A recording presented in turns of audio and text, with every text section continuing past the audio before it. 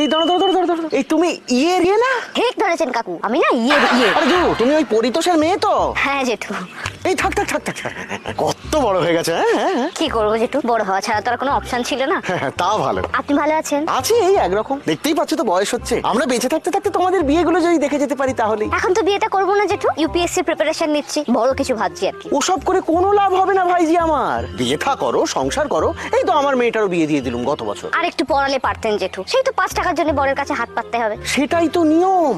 আরে মেয়ে মানুষ যত পড়বে তার সংসার থেকে মন তত উঠে যাবে, তাই এটা চুকিয়ে দিচ্ছি। বুঝেছি, ঠিক আছে জেঠু, আমি আসছি। আরে দাঁড়ো দাঁড়ো দাঁড়ো দাঁড়ো, তোমার চামড়াটা যেন কিরকম জ্বলে গেছে মনে হচ্ছে। তোমরা 3 বোন কত ফর্সা ছিলে, পাড়ায় খুব চর্চা হতো তো এই নিয়ে। ওই একটা ইউনিভার্সিটি থেকে এক্সকারশনে গিয়েছিলাম, তাই রোদ্দুরে অনেক ঘুরতে হয়েছে তো। বুঝেছি। আসলে কি জানো তো, মেয়ে মানুষের চেহারাটাই সব। তাদের জন্মই হয়েছে পুরুষকে এন্টারটেইন করার জন্য। খারাপ ভাবে নিও না, চেহারাটা মেনটেন করো। আপনাকেও মাঝে বেশ কয়েকদিন দেখিনি, কোথায় গিয়েছিলেন? এই তো তোমার কাকিমাকে নিয়ে পবিত্র কুম্ভ মেলা থেকে একটু শাহী স্নান করে এলাম, তাই দেখতে পাওনি। বাহ, তারটা কেমন লাগলো? আহা, সে যে কি অনুভূতি কি বলবো। মনের সমস্ত পাপ ধুয়ে মুছে একগাদা পুণ্য নিয়ে বাড়ি ফিরেছি। সব পাপ মোছে না জেঠু। মানে? এই যে আপনি এতক্ষণ ধরে যে বচনগুলো দিচ্ছিলেন, সেগুলো সব পাপে ভরা, জানেন তো? তার থেকেও বড় পাপ কি বলুন তো? কি? এই যেগুলো পাপ, সেগুলো বোঝার মতন বুদ্ধিও আপনার নেই।